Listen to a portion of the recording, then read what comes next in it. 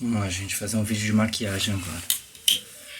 Uma vez eu tava na casa da mãe da minha sogra, em memória, falecida Dona Odete, e eu fui lavar umas vasilhas pra Dona Odete. E aí, eu soube depois que eu terminei, que ela comentou, assim, uai, gente, o menino lava as vasilhas bem, ele tira todo o óleo que fica na pega das panelas, as vasilhas de plástico ficam sem ficar melado, o copo fica sem estar com cheiro de ovo. E aí a explicação é simples. Vou pentear o cabelo também, gente. A explicação é simples. O meu povo passou 40 anos no deserto, com total escassez, depois de ter passado 400 anos no Egito, como escravos. E é lógico que isso faz a gente lembrar da Páscoa, faz a gente lembrar da promessa do Criador, de que nós entraríamos na Terra Prometida. E cerca de 2000 anos depois veio um homem que disse a gente que ele não veio para ser servido, mas sim para servir. E é por isso que com pouca água, com um filete de água, eu conseguia fazer as mesmas coisas que hoje a gente faz usando uma fartura de água.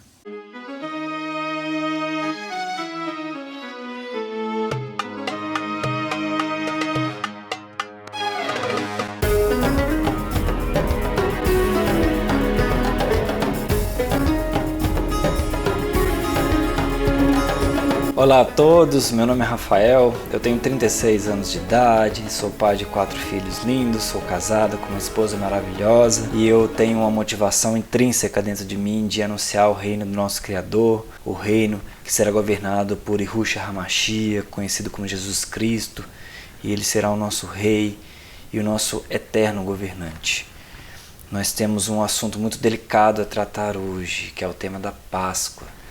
E é um tema muito maravilhoso, porque nós que temos fé em Deus, nós temos fé em Yahushua HaMashiach, em Jesus Cristo, a gente leva a Bíblia como profissão de fé, como nosso manual, nossa regrinha de vida. E tratar a peça significa tratar do que Deus orientou ao povo dele a celebrar. Seja em qualquer das épocas que nós viermos a conversar, há uma instrução de Deus para que nós possamos celebrar essa festa linda. No entanto, há uma discrepância muito grande entre o que Deus ordenou e o que nós estamos fazendo atualmente. E não é um tema fácil, é um tema delicado, mas ele precisa ser tratado. Mas então, para a gente começar, vamos dar uma olhadinha de verdade no que significa a Páscoa. Sobre a verdadeira origem da Páscoa, que muita gente vai dizer que ela trata de um feriado que remete exclusivamente a Jesus Cristo. Então vamos dar uma olhadinha. Se nós pegarmos o texto de Êxodo 12, de 1 a 11, a gente vai poder ver exatamente o conceito de Páscoa. Contextualizando, vamos lá. Primeiramente, o capítulo 12 é o capítulo em que Deus fala a Moisés e a Arão na terra do Egito. O capítulo 11, ele anuncia a 10ª praga do Egito. Ele anuncia a Moisés a morte dos primogênitos do Egito. Só que o povo dele correu um risco de também ser morto. Havia uma condição de não ser morto pela 10ª praga do Egito. Neste ponto, quando Deus disse a Moisés sobre a última praga que ele traria ao faraó do Egito, ele fala todos os detalhes daquilo que ia acontecer, inclusive aquela profecia a Abraão sobre cada homem e cada mulher peça a sua vizinha joias de prata e joias de ouro, porque para quem lembra da história de Abraão certinho, isso foi uma profecia, bem como ficar preso, escravizado no Egito, sob a autoridade de alguém que não é nem hebreu, nem semita, por 400 anos também faria parte da aliança.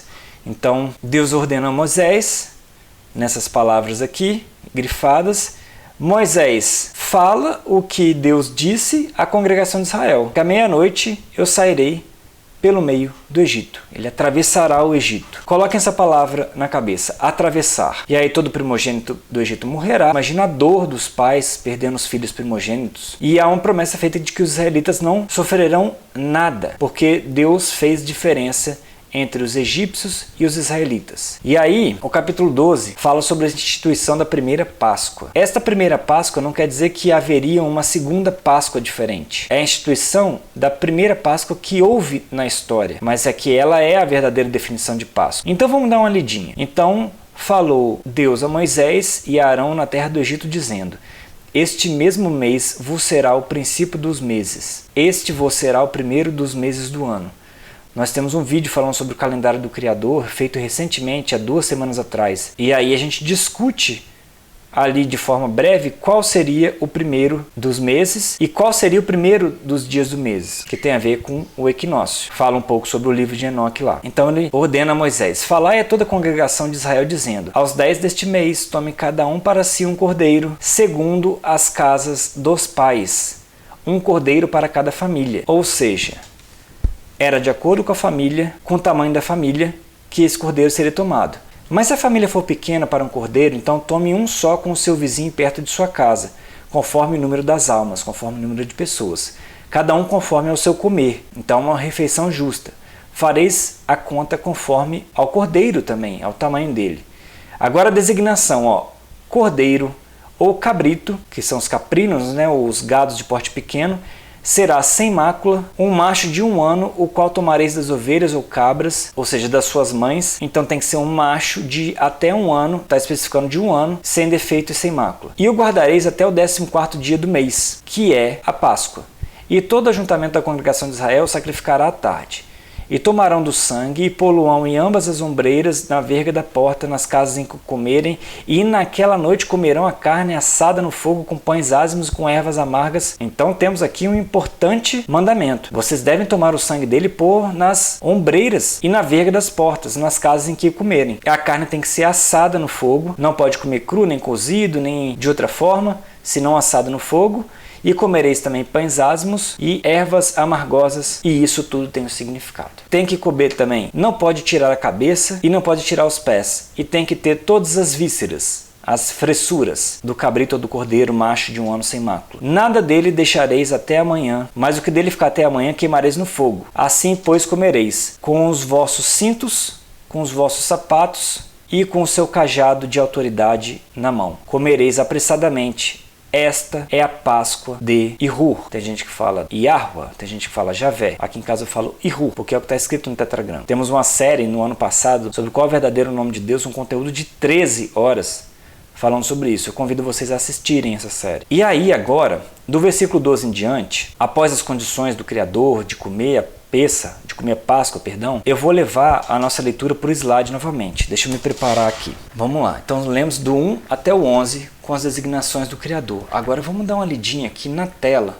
Eu preciso grifar algumas palavras, então para mim fica muito mais fácil trabalhar aqui na tela. Eu vou dar uma olhadinha para cá por enquanto. Então eu passarei a... Lembra que eu comentei sobre atravessar?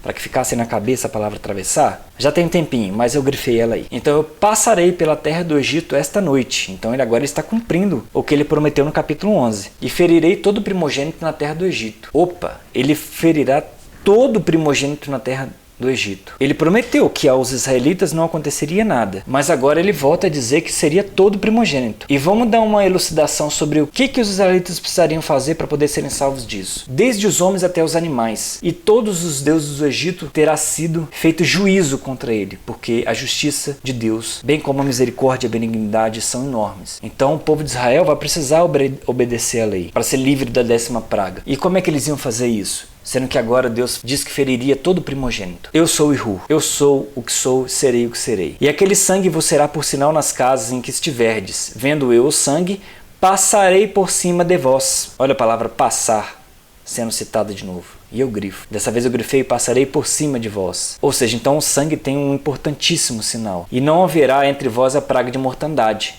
quando eu ferir a terra do Egito. Imagina o israelita perdendo a vida de graça por não ter os sangues nos umbrais e na vega das portas. Triste. Não entraria na terra que emana leite e mel, na terra de Abraão. E este dia vos será por memória. Celebrá-lo-eis por festa ao Criador. Nas vossas gerações o celebrareis por estatuto perpétuo. Vamos discutir um pouquinho sobre esse cenário. Número 1. A primeira expressão eu passarei, que vem da raiz ha'abar, que literalmente significa atravessar. Então essa expressão, como ele fala lá em Êxodo, no capítulo 11 ainda, ele falou que atravessaria a terra do Egito inteira, dizendo que não sobraria nenhum dos primogênitos do Egito, nem dos animais, nem dos homens.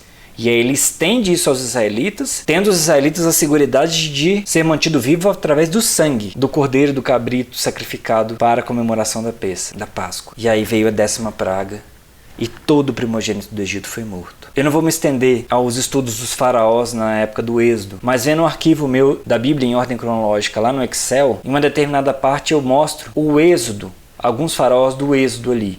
Então eu tenho esse estudo e eu vou compartilhar o estudo com vocês. Nós veremos que o faraó do Egito, na época do Êxodo, com quem Moisés falava, o faraó que tinha um coração endurecido, ele também era primogênito, mas ele não foi morto.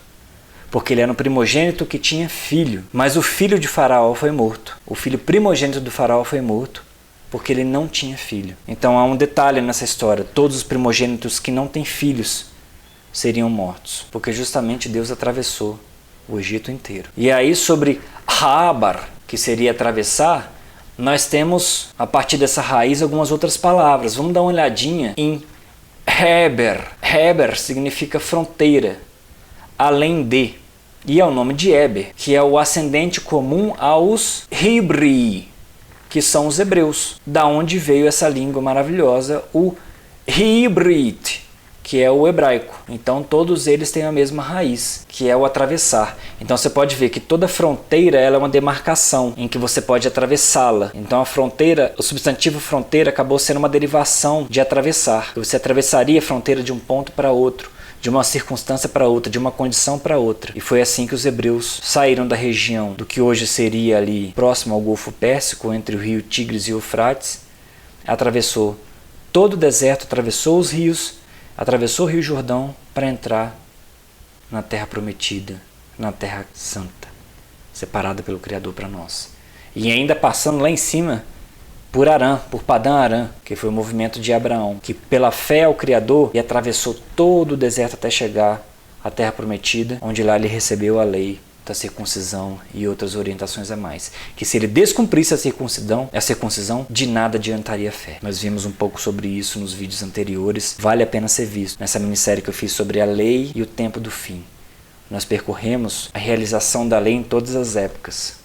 E aí colocamos alguns ensinos de Paulo sobre questão por estar contrariando ao Messias, porque o aluno não será maior do que o mestre. Então temos que ouvir primordialmente as palavras do Messias. E por falar em vídeos passados, na série sobre qual é o verdadeiro nome de Deus, eu expliquei que essa letrinha aqui, ó, o bit, tem gente que fala bet, tem gente que fala bit, tem gente que fala bait, ela quando tem inserido esse pontinho no meio, ela se transforma na letra B, que é uma plosiva pulmonar bilabial.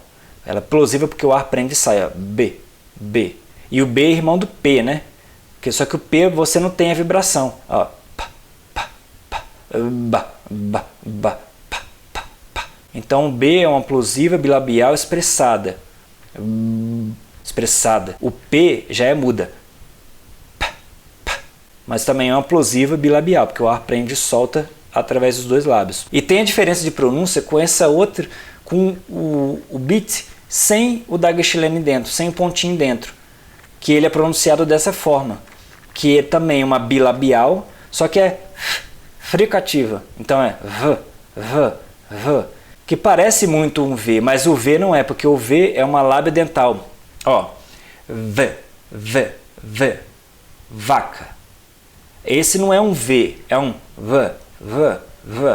Parece um B, mas aí sonoramente você pronuncia como um B, mas só que como o ar sai porque ela é fricativa e não é plosiva, parece um V, mas é um B. Ó, V. Banana. Biscoito. Boliche. Aí parece que eu estou falando banana, biscoito, boliche. Eu estou falando banana, biscoito, boliche. Então tudo por causa desse pontinho, desse daguestilene. Então, a título de curiosidade, quando nós pegamos a palavra Eber, que é fronteira, determina o ponto aonde se atravessa, para onde você vai além de. Se nós trocarmos esse B por um V, nós chegamos na palavra ever, em English, que é além. Uma das possíveis traduções, né? Então, por exemplo, uma palavra bem conhecida a nós, que é o forever, que significaria literalmente para além. E aí hoje, com a fusão do cultural e a fusão da forma greco-romana de pensar, colocou-se como para sempre. Mas literalmente seria para além, forever. Então isso mostra, primeiramente, que a língua hebraica é muito mais antiga do que você imagina e que nós todos temos os hebreus e os israelitas como ancestrais comuns. Por exemplo, a minha esposa é de pele escura e eu sou de pele mais clara, mas eu não tenho motivo nenhum para duvidar que ela possa ser da tribo de Zebulon. E a minha mãe, já mais loira, que ela possa ser da tribo de Dan. Afinal, Dinamarca, por exemplo, seria Denmark, uma das associações linguísticas que é feita para a palavra Dinamarca. E aí, aproveitando esse gancho de palavras passadas, quando Deus promete que passará por cima dos israelitas que tiverem o sangue do cordeiro macho de 1 ano sem mácula nos umbrais das portas, nós podemos associar essa palavra passarei por cima a uma palavrinha brasileira, que é a palavra passar, porque no hebraico o que está escrito lá, essa aqui é a forma imperfeita do verbo passar. E aí nós tiramos essa liçãozinha linguística de que a palavra passar em português tem como origem a palavra passar, que é passar, literalmente, por cima. Então seria passar por cima. Por isso que ele fala que passará por cima. E aí dessa palavrinha que agora eu tenho certeza que vocês nunca mais vão esquecer, através dessa raiz aqui, é derivada uma outra palavra. A Páscoa. Vamos dar uma olhadinha? Então nós temos passar, que isso daqui seria um P com pontinho. Esse Tzinho seria o A duplo. Reparem nos outros slides também, quando vocês verem. Isso aqui seria um S. Esse tracinho seria um A simples. E isso aqui seria um H que seria pronunciado H. Então parece muito um R, daquele que a gente fala porta.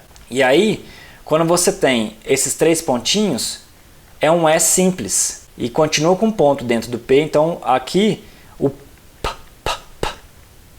é plosivo. Se eu tirar isso, vai parecer um F, assim como B parecia um V, parecia um V, o P parece um F, mas não é F, porque o F também é lábio dental. F, vaca, faca. A Pessar, e não é Fessar, ela foi transcrita essa letra como CH, isso é comumente aceito, manteve a estrutura geral só trocando essa simbologia para CH, e disso daqui, através das variantes linguísticas, que eu chamo de perda de referência, mas tem gente que vai chamar de variação histórica linguística. A vogal E foi trocada para A vogal A foi estendida para um OA, e daí veio a palavra Páscoa. E nós tiramos uma grande liçãozinha de tudo isso. Na prática, a Páscoa foi um livramento de Israel da 10ª praga do Egito. Isto precisa ser frisado. Sem esse livramento não estaríamos aqui hoje. Podemos ver pelas palavras em inglês e pelas palavras em português de que a nossa terra e outras terras foram portas de entrada para a diáspora dos israelitas, e aqui estou eu e aqui está você, meu irmão de fé. Povo de Deus, grato ao Criador por ter você aqui podendo aprender isso. Grato ao Criador por ter irmãos que estudaram as línguas e puderam trazer isso pra gente. E graças ao Criador que nos está dando entendimento para poder achar essas conexões e associações. Então, grato ao Criador por nos livrar da praga mortal do Egito, a 10ª praga. E grato ao Criador por ter passado por cima da gente. Então nós vemos que a peça, que está lá no versículo 11 que nós lemos, quando ele diz esta é a peça do Senhor, está dizendo lá, essa é a Páscoa do Senhor, esta é a movimentação de passar por cima de Israel e proteger Israel da 10ª praga do Egito. Então, glória ao Criador que nós estamos aqui para contar essa história. E agora vamos falar sobre a parte talvez mais importante após a instituição da peça, que é uma regra clara de que celebrareis por estatuto perpétuo. Porque aqui no hebraico, quando ele diz Hukhat, Rolam, Terhagu, ele está dizendo exatamente estatuto eterno, celebrareis ela. E a gente já vai direto para o grego e vê nomimon ariunio hertasete aruten, que significa exatamente a mesma coisa. Estatuto eterno, celebrareis vós ela. É a mesma frase. Devido a históricas divergências das variantes textuais entre a Bíblia hebraica e a Bíblia grega do Antigo Testamento, Eu optei por usar as duas. Podemos ver diferenças entre Monte Ebal e Gerizim, as controvérsias entre Monte Moriá e as genealogias no livro de Gênesis, dentre outras no livro de Crônica, e muitas outras diferenças, que neste ponto nós temos exatamente a mesma tradução. É um estatuto eterno, a observância da Pessa. E aí a gente se pergunta, será que no Novo Testamento isso estava sendo cumprido de forma correta? Será que Yeshua HaMashiach, Jesus e os apóstolos deixariam a peteca cair? Então eu elaborei aqui, numa planilha de Excel, um quadro comparativo sobre o que aconteceu na Pessa e o que estava acontecendo na Páscoa dentro do Império Romano. E aqui nós vemos o porquê Jesus falou que o templo ia cair. Tinha coisa errada sendo feita na Páscoa. Será que a Páscoa é realmente o que o Vaticano diz que é? Será que existe um domingo de Páscoa e uma semana santa? Vamos ver que não. Vamos dar uma olhadinha aqui nessa tabelinha. Eu vou explicar essa tabelinha. Antes de mais nada, nós temos essas duas colunas aqui com a cronologia bíblica sobre a observância da lei da Pessa. Tá? E aqui nós temos o que aconteceu no Novo Testamento. Então, são as principais fontes de informação nossa, essas duas colunas aqui, a D e a G. Em segundo lugar, nós temos os dias em que isso ocorreu, tanto na cronologia bíblica, fazendo referência à lei, e aqui quando foi segundo a tradição cristã. Começando especificamente sobre a definição do que é um dia, os judeus entendem de uma forma e a Bíblia entende de outra. E isso é muito estranho porque os judeus de hoje, eu chamo de judaístas, eles sabem o hebraico bíblico e sabem o hebraico moderno também. Mas vamos dar uma olhadinha no que significa o dia. A questão toda, ela tange ao começo do dia. Porque os judeus acreditam que o dia começa às 18 horas, às 6 horas, que seria a primeira hora da noite para eles. A Bíblia não enxerga dessa forma. A Bíblia enxerga o dia como começando, por exemplo, aqui na terça-feira, começando às 6 da manhã, porque dia é dia. Então vamos dar uma olhadinha na Escritura para ver o que a Escritura nos diz sobre isso. Nós temos um dia, que é a palavra Yom, segundo a lei da precedência, ou seja, a definição mais antiga que se tem sobre o dia dentro da Escritura, que é em Gênesis 1, nós temos ali alguns padrões do que acontece no primeiro, no segundo, no terceiro, no quarto, no quinto, no sexto e no sétimo dia, do primeiro ao sexto criativo e no sétimo de descanso. Número 1, a primeira coisa que acontece é que Deus age. Todos os inícios de dia com uma ação de Deus. Então Deus diz palavras como haja, façamos, que na verdade é faremos, produza, frutificai, multiplicai, enchei, dominai. Ele começa a dar ordem, ele começa a dizer coisas. Mas, por exemplo, em Gênesis 1 ele cria, Deus criou. E o Ruach de Elohim pairou. Então, o Espírito de Deus pairou. Deus viu que era bom. E chamou Deus dia e noite. Fez Deus luminares. E pôs os luminares no firmamento. Abençoou Deus ao homem e descansou Deus no sétimo dia. Então sempre começam os relatos de dia com Deus agindo. E aí vem a tarde, que é Hereb. Olha que engraçado, ó. A tarde é muito parecido com a palavra Heber, só que o bit e o rush são invertidos. Então, em vez de ser Heber, é Hereb, com B mudo. Então troca isso daqui. Então vem a tarde e vem amanhã, Boker, seguido, logicamente, do anúncio do encerramento do dia. Então vem dia 1, não é dia 1º, é dia 1. Aí os outros sim, dia 2º, dia 3º, até o dia 7º. Inclusive no dia 7º, ó, o 7º, quando se trata de dia, é Shebiel, que vem da raiz Shabbat. Dá para ver a similaridade aqui do Shin com o Bit, Shin e Bit. Então 7º e Shabbat tem as mesmas raízes, inclusive nós vemos na palavra sábado hoje. A língua hebraica é muito antiga. E aí sim começa um novo dia. E a título de curiosidade, quando Deus chamou a noite, ele chamou a noite de Laila. Então, ó, Laila. Então o nome para quem se chama Laila está explicado, ó, é a noite. Então nós temos um dia que começa com a ação de Deus, depois vem a tarde, que é o fim do dia, e logicamente passando pela Laila, passando pela noite. E o próximo passo é a vinda da manhã. Quando bate a manhã, encerra o dia e começa um novo ciclo, um novo dia. Então, tendo em mente que o dia começa com a luz do dia, diferentemente do que a casa de Judá, aliás, os atuais judaístas entendem, adotando seu calendário lunisolar, a Bíblia deixa muito claro que é ao contrário. O dia começa na luz do dia, no dia mesmo. Então, vamos lá. Voltando aqui para os dias, antes de começar a mostrar o que de fato aconteceu na cronologia bíblica e no Novo Testamento, nós temos aqui que ainda na segunda-feira, o que seria a quinta-feira, véspera de Páscoa, para o Vaticano e para a maioria das religiões cristãs, nós temos aqui na Bíblia uma quebra de dia, em que o sacrifício podia ser feito tanto na segunda-feira à noite, o sacrifício do cordeiro, e quanto no dia da preparação, através desse texto aqui, ó, que o texto em hebraico nos diz uma coisa, por isso que eu estava falando das duas Bíblias, e o texto grego diz outra. Então vamos ver em Êxodo 12:6. Nós já lemos esse versículo. E o cordeiro, que nós fazemos uma alusão a Jesus Cristo, a Yahushua HaMashiach, será para vós para a guarda até o 4-10 dia, que é uma coisa curiosa no hebraico. Quando ele fala 4 até o 4-10 dia, ele está fazendo uma soma. Então, até o 14º dia. O cordeiro precisaria ser guardado até o 14º dia para novo mês oeste, que quer dizer guardado até o 14º dia para, em benefício do novo mês. Só que não do novo mês o próximo, é do novo mês oeste.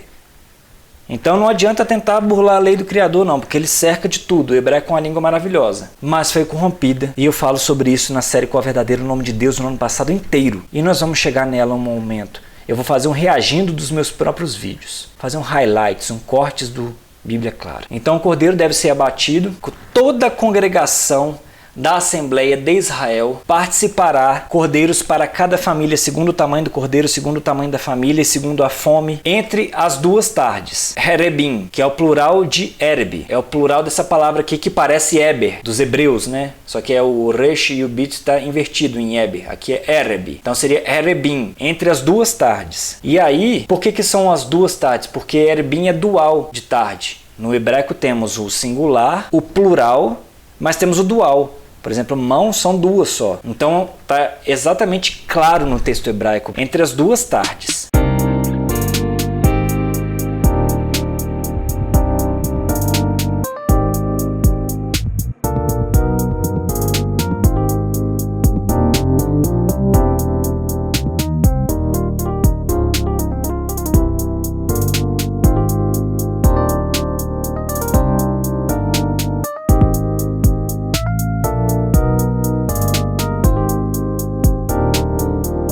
E no texto grego nós temos uma diferença.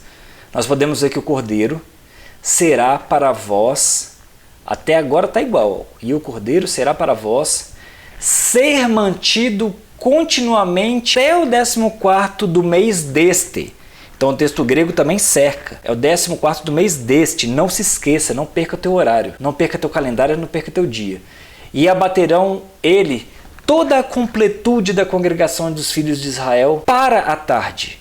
Então o texto grego não especifica que ele tem que ser abatido entre as duas tardes, mas sim para a tarde. E aí nós voltando à cronologia, nós podemos ver aqui que há, aqui em Êxodo 12:6, uma possibilidade do sacrifício do cordeiro ser feito numa espécie de segunda-feira à noite, o que daria uma quinta-feira, que seria uma quarta-feira à noite, né? Vamos botar assim, se a gente transportasse para o calendário gregoriano, juliano-gregoriano que a gente segue hoje. Então, mas os judeus não. Então a quinta-feira judaica começa às 18 horas do dia anterior, entre aspas, nosso. Então você pode abater o cordeiro. Em Êxodo 34:25, conforme o texto acima também, não pode sacrificar sobre o levedado. Então não pode ter o sacrifício onde há levedado. Então você tem que retirar o fermento da casa para poder fazer o sacrifício do cordeiro.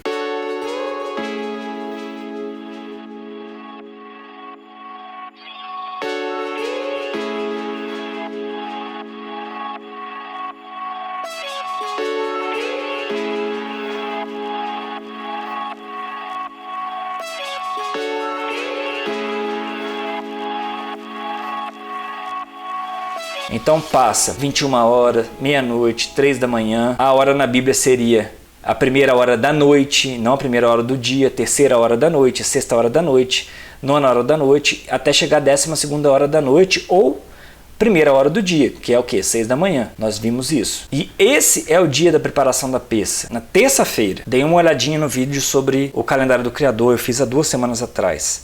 O título é Deus me visitou na data dele. Uma explanação sobre o calendário do Criador, o calendário anual de festas do Criador e o calendário geral. Dá uma olhadinha lá que está super interessante. Então, este é o dia da preparação da peça, às 6 da manhã. Então, nesse dia, quais são as atividades? Sacrifício e preparação do cordeiro, referenciado em Êxodo 12:6. Retirar o fermento da casa, referenciado em Êxodo 34:25. Preparar os pães ázimos, referente em Êxodo 12:8. Estamos falando ainda do Êxodo, da definição de peça, de quais eram as atividades. Preparar as ervas amargas, também em Êxodo 12:8. Colocar o sangue nos umbrais para a peça, para que Deus passasse pelas casas onde os israelitas estavam, e estar com os lombos cingidos, sapatos nos pés, cajado na mão, conforme Êxodo 12:11, e não deixar sobrar nada para o dia seguinte. Agora vamos dar uma olhadinha no que aconteceu aqui no Novo Testamento. Olha que intrigante. Mateus, Marcos e Lucas fazem uma afirmação estranha, dizendo que seria o primeiro dia da festa dos pães ázimos, aí referenciado em Mateus. Deixa eu ver se eu consigo abrir aqui rapidinho. Olha lá, o dia anterior à crucificação, ou seja, o dia de Páscoa, o dia que a Igreja Católica chama de Paixão. Mateus fala, e no primeiro dia da festa dos pães ázimos, vamos ver se isso está certo. Marcos também fala a mesma coisa e Lucas faz a referência. Chegou, porém, o dia dos ázimos, em que importava sacrificar a Páscoa. Eu acho que os três se comprometem. Inclusive, nosso irmão Champlin, dono de um comentário enorme bíblico, um homem que tem excelentes comentários e tem alguns comentários que a gente precisa discutir, ele afirma que Lucas proferiu um erro técnico aqui, que ele, como um excelente historiador, estaria cometendo um erro técnico, um erro de Bíblia, e Mateus e Marcos também teriam cometido um erro. Eu concordo com o comentário do Champlin? Sim, mas eu provo isso. E todos concordam com isso. Todos que seguem a lei concordam que Lucas errou. Por quê? Os discípulos, nesse primeiro dia dos ázimos, no segmento desses 3 relatos citados no Novo Testamento, nos evangelhos sinóticos, nos evangelhos que têm a sinopse da vida de Jesus, eles perguntam onde celebrarão a Páscoa. E nós podemos ver no Antigo Testamento, e eu vou chegar nisso, que os pães ázimos começam depois da Páscoa, e não no mesmo dia ou antes. Independente se a análise é feita com um calendário judaico ou com um calendário bíblico mesmo, onde o dia começa no dia, onde o dia começa às 6 horas. A gente pode ver que a quinta-feira se estende lá para cima, né?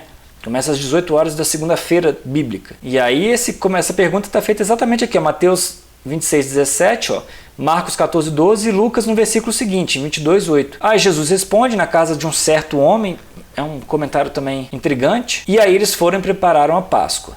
Então, às 18 horas desse dia, eles comeram a Páscoa, mas isso já era a sexta-feira judaica, que converge com o fim da terça-feira da noite de Pêssar, que é o que nós tradicionalmente comemoramos, que é diferente da casa de Judá, que eles comemoram aos moldes do dia começar às 18 horas. Então nós seguimos a regra da Pêssar, comemos um cordeiro, macho até 1 ano, sem mácula, tomado das mães, junto com pães ázimos, festas e ervas amargosas, tendo retirado o fermento da nossa casa e feito o sacrifício para a tarde. Então nós seguimos a Pêssar começando às 18 horas, porque é uma regra da Escritura. Não porque o calendário judaico está correto, pelo contrário, está incorreto, como nós mostramos nesse vídeo. E no Novo Testamento ocorre a Santa Ceia, que a Igreja Católica chama de Paixão de Cristo, muitas igrejas cristãs também chamam. Após isso, Jesus sugere tomar o cálice, e esse cálice não pode ser de vinho de jeito nenhum, porque não pode fermento na Pêssar. Em Êxodo 34:25, conforme o texto acima também, não pode sacrificar sobre o levedado. Então não pode ter o sacrifício onde há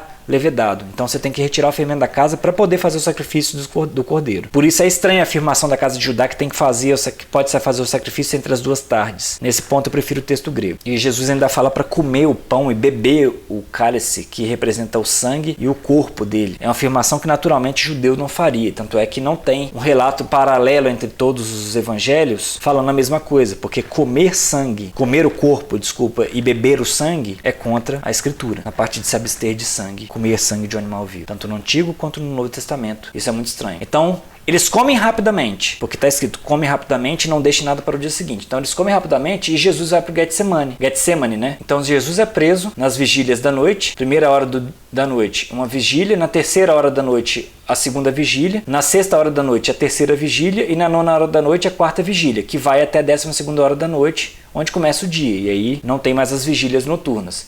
Então nesse tempo todo, Jesus é preso, comparece perante o Sinédrio, e nesse entremeio Pedro nega Jesus. Então tudo isso acontece na noite de Pêssar. E aí o dia começa novamente. Começa o primeiro dia dos pães asmos. Então essa afirmação de Mateus, Marcos e Lucas está errada.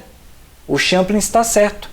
Nesse ponto, o Champlin está certo. É um erro afirmar que a festa dos pães asmos chega e aí os apóstolos começam os preparativos. Isso não é correto. Lucas cometeu um erro técnico. Aí, no primeiro dia dos pães asmos, que começa às 6 da manhã, o que é nesse dia? É uma convocação solene e você deve comer pães asmos, pães sem fermento. O que acontece nesse dia, que ainda seria uma sexta-feira no calendário judaico? É o primeiro dia para a contagem da ressurreição. Logo, no primeiro relato, quando começa o dia, Judas suicida, Jesus é julgado após 3 audiências, 2 sobre Pilatos, que aí a Igreja Católica coloca, né?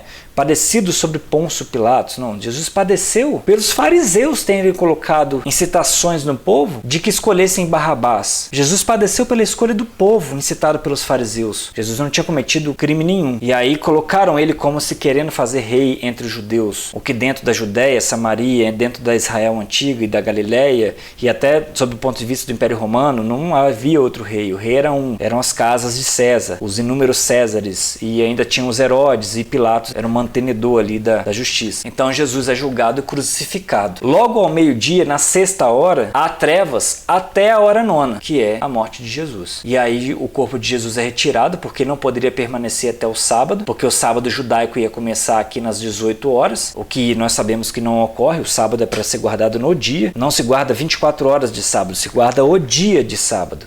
São 12 horas, porque de noite você não pode fazer fogo nas suas casas no sábado, então não tem como manter uma vela acesa, é contra a lei. Então nós guardamos o dia de sábado, apenas 12 horas do Shabat.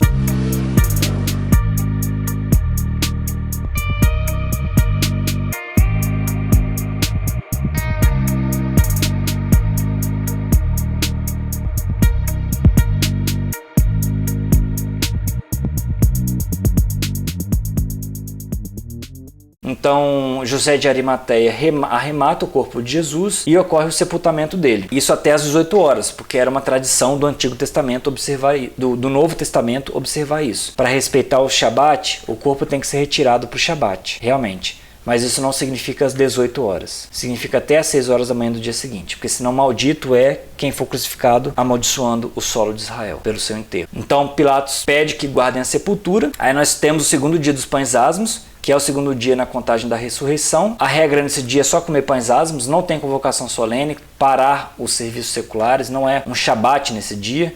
Aqui sim, no primeiro dia dos pães asmos é um Shabat. E aí passa o sábado inteiro, que as Marias guardam o sábado, elas compram o material para ungir o corpo de Jesus. Aliás, o relato de João até diz que elas fizeram isso depois do sábado, o relato dos sinóticos diz que foi antes, então tem uma contradição ali. Vamos investigar tudo na série sobre Paulo. E aí chega o terceiro dia dos pães asmos, cuja regra é só comer pães asmos, e ocorre essa ressurreição de Jesus. E aí a Igreja Católica chama esse de domingo de Páscoa, baseado em outro erro de Lucas. Esse erro grotesco de Lucas. Outro erro técnico de Lucas. Esse aqui eu vou abrir. Eu vou ler aqui para vocês. E aproximaram-se a festa dos pães asmos, que se chama Páscoa. Lucas aqui comete um erro gravíssimo. E o Champlin comete também um erro seguindo ele. Ele acerta, afirma que Lucas não se mostra muito correto quanto à identificação das duas festividades. A festa dos pães asmos, que segundo ele aqui, e ele acredita na questão do pôr do sol, ele respeita isso como uma verdade absoluta. Sabemos que 15 de Nissan é 15 de Abib, então esse Nissan é uma tradição babilônica dos judeus de hoje. E aí o Champlin, na política de boa vizinhança, respeita isso como se fosse uma regra bíblica das tradições orais dos judeus, e não é. E a Páscoa, então há duas festas diferentes, a festa dos pães asmos e a Páscoa. Só que aí, numa tentativa de harmonizar a Bíblia, como eu mostrei no vídeo da minissérie sobre a lei e o fim do tempo, o Champlin afirma que, eu não vou entrar em méritos não, mas eu sei harmonizar tudo isto. Ele fala que Lucas, entretanto, usa aqui uma linguagem popular e não uma linguagem exata e técnica. Por quê? Porque os leitores eram gentílicos e Lucas não estava entrando em questões técnicas. Os leitores de Lucas eram gentílicos. O que é um gentil? É quem está fora de Israel. Então Lucas estava fazendo ministério para quem? Para os egípcios? Para os prussianos, para os europeus, para os gregos de forma geral, como se as ovelhas perdidas da casa de Israel não tivessem espalhado nas igrejas, nas 7 igrejas ali na Turquia, na atual Turquia, as 7 igrejas citadas no Apocalipse. Apocalipse, inclusive, que é um crivo de que não entrará por uma das 12 portas da Nova Jerusalém quem não guardar os mandamentos e tiver testemunho de Yahushua HaMashiach, e os mandamentos de Deus, não é de Jesus, conforme os santos em Apocalipse 14, 12. Então Champlin dá um jeito de harmonizar, dizendo que o cara que mais escreve tecnicamente, e Lucas seria um excelente historiador, um excelente escritor, ele está escrevendo para leitores gentílicos. Por que não botou um pescador para fazer isso? João, Tiago, os filhos de Zebedeu, ou então André e Pedro. O Mateus era coletor de impostos. Então o Champlin ele comete um erro analítico. E aí está instaurada com o erro de Lucas, que ele diz que a festa dos pães asmos, chamada a Páscoa, em Lucas 22:1, Lucas instaura a Páscoa cristã. Gente, no terceiro dia dos pães asmos, Jesus teria ressurgido, o túmulo é descoberto vazio e há algumas aparições de Yahushua HaMashiach. Fica a questão final para vocês. O que é a Páscoa para você? A Páscoa, ela é a paixão, a morte, a ressurreição, a crucificação, todo o compêndio de acontecimentos, né? Esse conjunto de acontecimentos, vocês chamam isso de peça. Você está trazendo toda a peça para Jesus, colocando a graça do favor imerecido de Jesus acima da lei, esquecendo que Abraão, que foi pela fé, como nós comentamos até nesse vídeo hoje e nos outros anteriores, se ele não tivesse circuncidado, que era uma lei que Deus tinha colocado a Abraão, se ele não tivesse cumprido essa uma lei, ele teria sido destituído da aliança com o Criador. Bem como Adão e Eva, que tinha apenas uma lei, a descumpriu e o mundo ruiu. Então reflitam sobre o que é a Páscoa para vocês. E aí, voltando ao início, assim como um ciclo que recomeça, um dia que termina e recomeça outro, assim como a promessa a Abraão de que o povo seria feito escravo no Egito por 400 anos e depois teria saído, e o ciclo do povo do Criador, o ciclo de Israel, recomeçaria e vem sempre se recomeçando, exílio após exílio, cativeiro após cativeiro, diáspora atrás de diáspora, descumprimento da lei atrás de descumprimento da lei. Todas as maldições que nós sofremos hoje, nós não podemos esquecer de que acima de tudo, acima do paganismo envolvido com essa Páscoa, acima da idolatria de toda a cristandade para com Yahushua HaMashiach, para com Jesus Cristo, acima de tudo isso, Deus nos livrou. Deus pediu para que nós tirássemos o fermento das nossas casas. Deus exigiu o sacrifício do Cordeiro na época correta, para que ele passasse por cima, para que houvesse a passagem, para que houvesse a peça. E aí eu deixo a questão, o que significa a Páscoa para você? Significa a morte do Cordeiro, seguido da retirada do fermento da nossa vida, a retirada dos fermentos dos fariseus, dos inúmeros fermentos dos fariseus da nossa vida, a quem Yahushua HaMashiach, Jesus Cristo, veio denunciar e que a partir de já na série de Paulo nós denunciaremos. Ou a Páscoa para vocês é um ovo, do paganismo da criação do céu e da terra feita na casca de ovo, ou seja lá qual a tradição for. Ou então um coelho que Maria Madalena teria achado no túmulo de Jesus enquanto o túmulo estava vazio após a ressurreição de Jesus. É bem isso mesmo que é a peça? A Páscoa seria a ressurreição de Jesus? Seria todo esse compêndio entre a paixão de Cristo, a ceia da Páscoa, que foi de verdade, e a sua ascensão aos céus, como se ele fosse um Deus. O que é a Páscoa? Quem sabe responder o que é a Páscoa? Então vamos deixar que a Bíblia responda o que é a Páscoa. No site do Vaticano, na sexta-feira, às 21h15, em Roma, Francisco estará no Coliseu para a via sacra da Paixão do Senhor. No Coliseu em Roma. Quem é que está em Roma? Quem é que está envolvido no Império Romano, numa vida romana, numa vida de um pensamento greco-romano, numa Babilônia, na Grande Babilônia? Pelo visto, os israelitas estão em Jerusalém. Pelo visto, os israelitas estão em Israel. Não estariam de forma alguma num Coliseu, profanando a peça. De forma alguma. O mês de abril do Papa, Semana Santa, há 3 Semanas Santas na Bíblia, nenhuma delas a Igreja Católica comemora, que é a festa dos pães asmos, a festa dos tabernáculos, que duram 7 dias, ou 8, né? Segundo a versão correta, porque é o 8º dia de cessar, e a festa de Pentecostes, que é a festa da colheita dos primeiros frutos, onde há uma contagem de semanas correta para que chegue essa festa, e que o Espírito Santo teria sido derramado sobre todas as pessoas, conforme o próprio site do Vaticano, aqui na Catequese Católica. E a Igreja Católica confirma que Deus enviou seu Filho nascido de uma mulher e sujeito à lei.